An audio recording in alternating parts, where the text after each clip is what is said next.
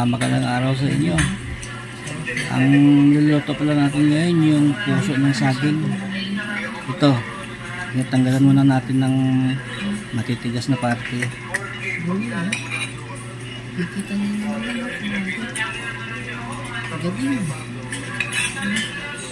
At palalambutin natin.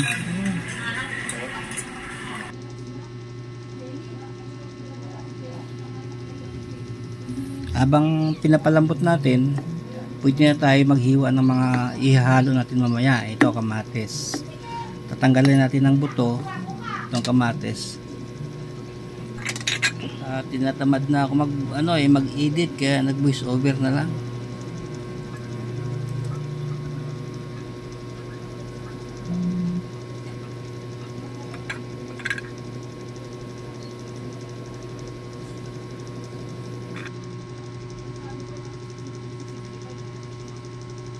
At saka yung sibuyas natin, dalawa pala, meron tayong pula at saka meron din puti. Meron din tayong bell pepper, isang pula at saka meron din green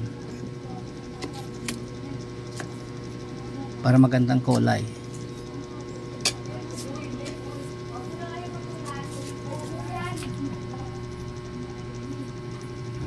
So idol, medyo malambot na siguro ang puso natin.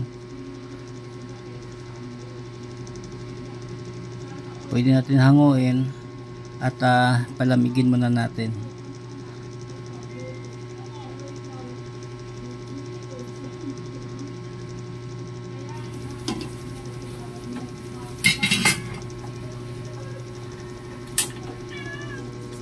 Habang pinapalamig natin, pwede natin ituloy yung paghihiwa ng mga ihahalo natin. Medyo maninipis lang siguro idol yung pagka-slice natin.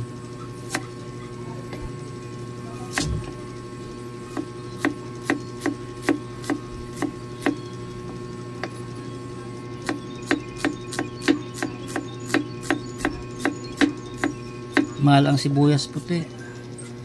Isang sibuyas puti na ganyang kalaki, bali 15 pesos po yun. Ito yung loya.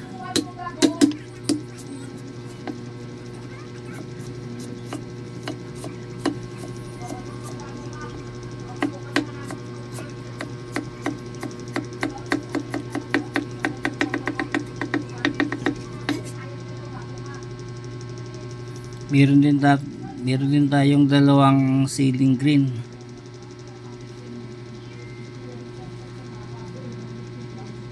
Medyo slanting yung paghiwa natin.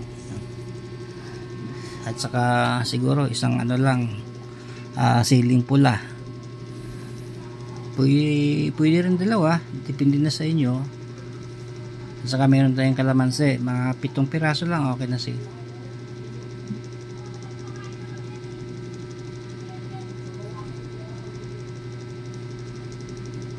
Kung kukulangin yung kalamansi natin, pwede naman tayo magdagdag ng soka.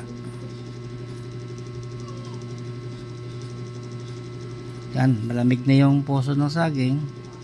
Pwede natin slice. Bali, alisin natin yung pinaka core niya, yung sa loob, yung matigas.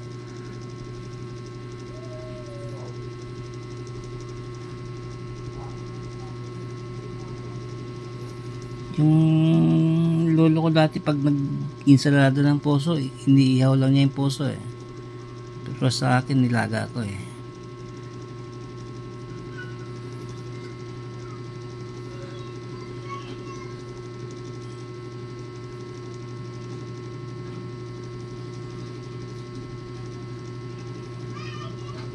Tsaka medyo hiwain natin ng mga maninipis. Shoutout pala sa mga subscriber ko na hindi ko pa nabalikan. Medyo na busy lang tayo. Na-focus lang sa FB.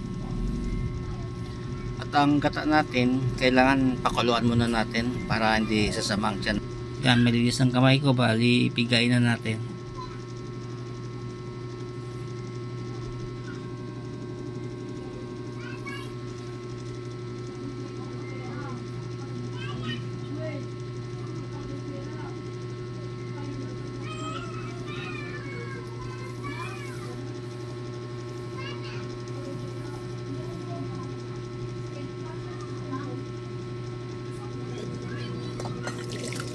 Saka yung gata natin na napakuluan na, pinakuluan ko siyang gata, no, para hindi tayo, medyo malasa sana hindi pinakuluan, pero mas maganda yung pinakuluan sandali para hindi tayo masasamang tiyan natin. Yan, hinalo ko na yung mga halo natin, pinagsama-sama ko na, saka haluin lang natin ng maigi, pati yung kalamansi. Yan.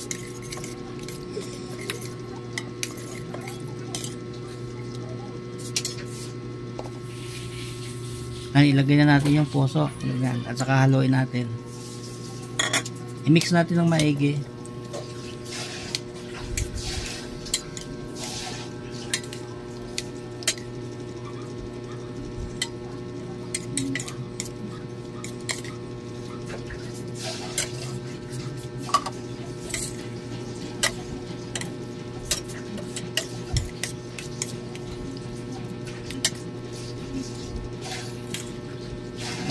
Pwede tayo magdagdag ng suka kung medyo kulang yung asim niya.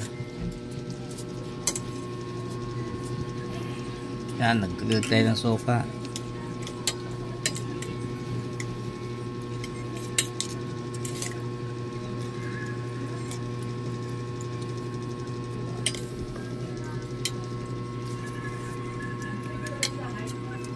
Okay na ito, idol.